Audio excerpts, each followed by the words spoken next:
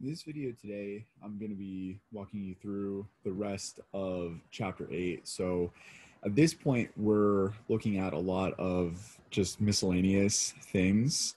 We have looked at the structure of the muscle fiber, and then the action of from the neuromuscular junction all the way to the contraction of the muscle fiber.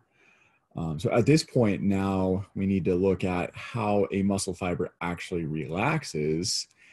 And there are a few different mechanisms here. So if you remember from the graphic, acetylcholine esterase, which is an enzyme that is going to be located within the synaptic cleft here between our neuron and the muscle fiber, it is going to break down the acetylcholine, essentially plucking it from the receptors and breaking it down and then sending it back into the neuron, where it will then reform as acetylcholine and be ready for another for another message to induce another muscle contraction, potentially within less than a second.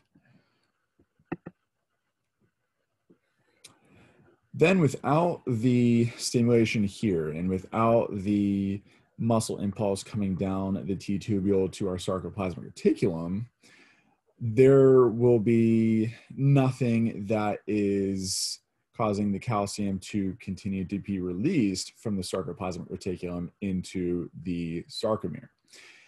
And there are little calcium pumps in the membrane of the sarcoplasmic reticulum that will be actively trying to get the calcium back into the sarcoplasmic reticulum. And as soon as calcium is done being released, then those pumps get to work and they will take all of the calcium back from the sarcomere back into the sarcoplasmic reticulum to store until the next time the muscle needs to be activated. Okay, pretty much just explain that. These are two nice little summary charts. We have gone over this in pretty good detail, but we will continue talking about this next week. But in terms of muscle fiber relaxation, I do really like this list. I think it's very helpful. So it tells us that acetylcholine esterase decomposes our acetylcholine so that the muscle fiber is no longer stimulated. There's no longer a muscle impulse running through our sarcolemma. As a result, the calcium ions are actively transported by those calcium pumps back into the cisternae of the sarcoplasmic reticulum. ATP will break the cross bridge between actin and myosin, so all of them are going to be broken so that the myosin is no longer attached to the actin, and the ATP will cause the myosin heads to recock, and they'll be ready for the next time the muscle fiber is stimulated. Troponin and tropomyosin go back to covering the actin because calcium is no longer there. So essentially our door relocks and it's preventing the connection between actin and the myosin heads. And our muscle fiber will remain relaxed until the next time it is stimulated. All right, so we need ATP in our muscle fibers. Otherwise, the myosin heads are not going to be able to detach and recock to continue to pulling the actin along it. So one type of energy that is within our muscle fibers is creatine phosphate, and that is what this chemical formula is up here. And creatine phosphate is actually 4 to 6 times more abundant than ATP is in our muscle fibers. And it is formed through cellular respiration. So as soon as all of the ATP has been built, then cellular respiration can still occur, and creatine phosphate will be built instead. And they're essentially like an extra battery that whenever all the ATP is exhausted, creatine will then break down to reform ATP which can then be used to keep detaching and recocking the myosin heads.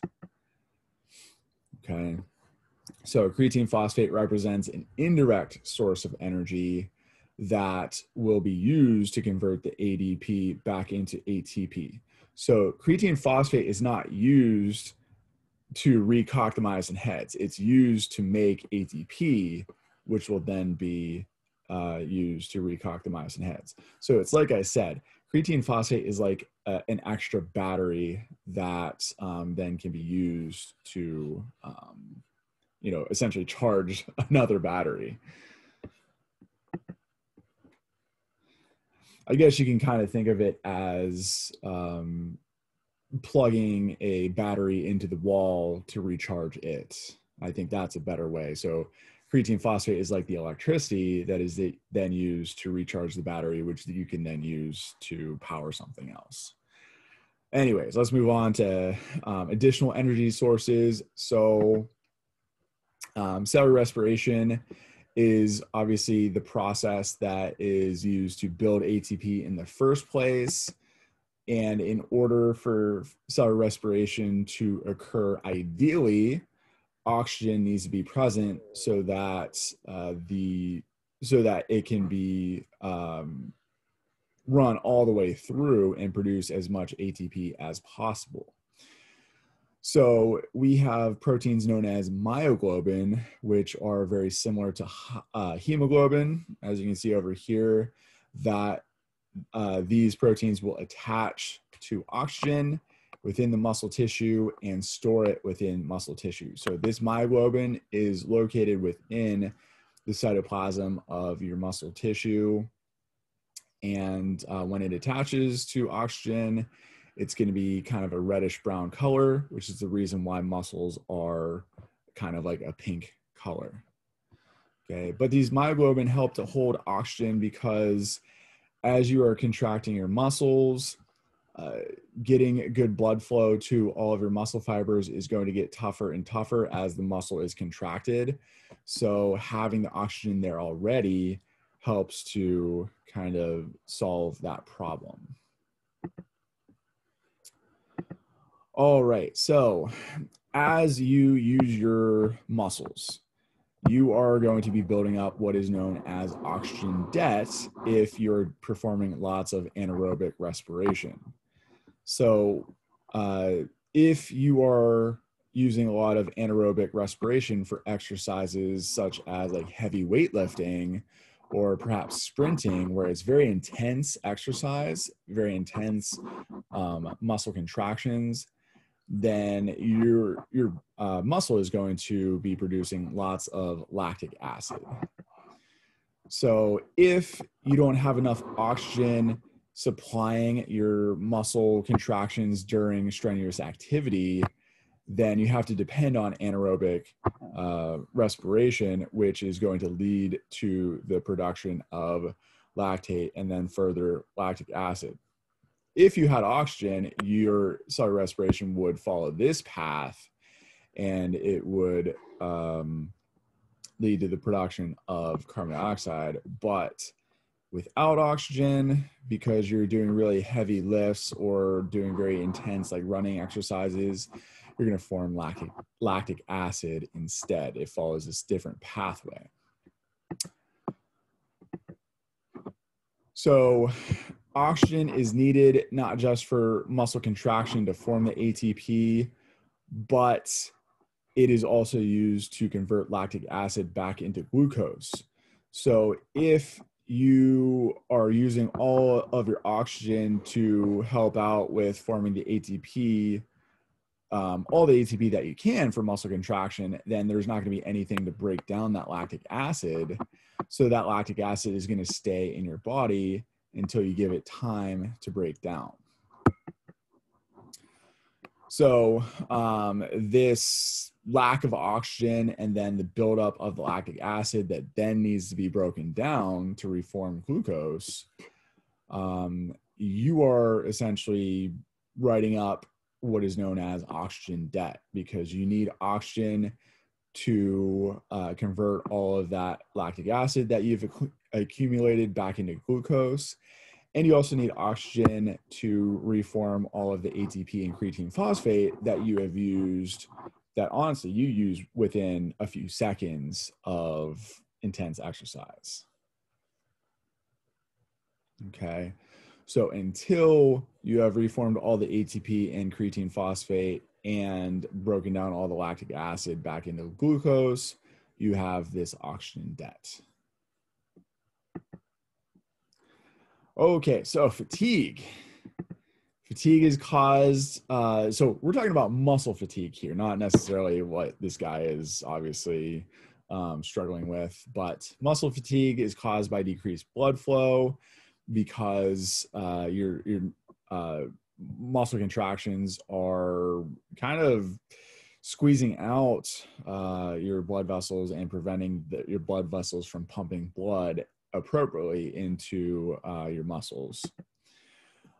If there are ion imbalances across the sarcolemma because your muscles are being stimulated so often and frequently, then that could lead to fatigue, just like having your ions on different sides of the membrane so that a muscle impulse is not going to effectively activate the muscle.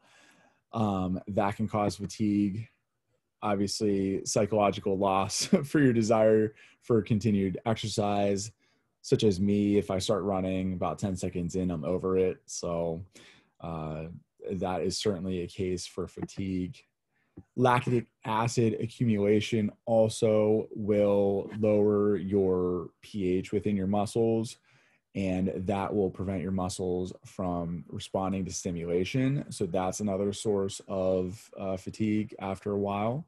That's why as you move through a workout, your muscles are not going to be as effective towards the end of the workout as they were at the beginning. So that's why you want to do your really heavy ones at the beginning, because if you wait till the end, you're probably not going to be able to lift it quite as much as you would want. So the last thing here for fatigue, I have listed as a cramp, and this is kind of as a result of these ion imbalances. But a cramp is when you get a sustained muscle contraction that it just doesn't let up.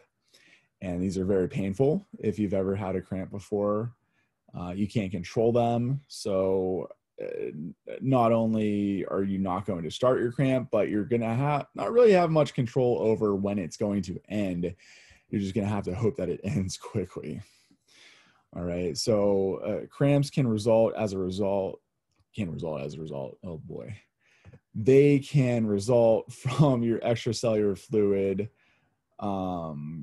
just having, again, these ion imbalances. So just some issues with your extracellular fluid, with the essentially just causing your muscles to have a continuous impulse running through them. So it'll just keep your calcium in your sarcomere and keep your actin and myosin activated. All right, so in terms of metabolic capacity, there are really like two types of main exercises. You can do what is known as a high intensity exercise. So this is where you're doing something that is anaerobic, so really heavy lifting or sprinting. So you're doing high intensity exercise for a short period of time. This is going to lead to a higher number of glycolytic enzymes for higher glycolysis capacity. So this is the anaerobic portion of cellular respiration. So if you're doing more anaerobic exercises, you're doing lots of intense stuff, then your muscles are going to try to accommodate that by, facilitating glycolysis better. Okay, so doing more stuff like this, your muscles will, over time, adapt to that and get better at performing glycolysis to fuel this type of exercise.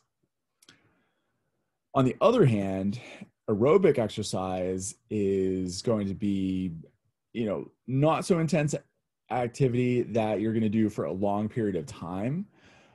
And this type of exercise, your body will provide enough oxygen to perform cellular respiration all the way. So that's the reason why it's called aerobic, because you can use oxygen for this. And essentially what this will do is it's going to give you better ability of getting oxygen to your muscles to, again, facilitate this type of exercise. So it increases your aerobic capacity by producing more capillaries that will help to get blood into your muscles, and mitochondria, which will help with performing cellular respiration to produce the ATP using the oxygen that you're getting from the blood vessels. This is a nice little kind of summary chart here. Feel free to use this on your own. I think the important thing here is seeing that, okay, for high intensity exercise, we're not using oxygen, lactic acid accumulates, and you're not really getting a whole lot of ATP per glucose. Now over here, where we have low or moderate intense workout, we do have enough oxygen, so we are performing aerobic respiration all the way through. And instead of forming lactic acid, we're forming carbon dioxide, which we can just breathe out to get rid of. And look at all this ATP that we're forming from a single glucose for this aerobic respiration. A lot more than what we have over here.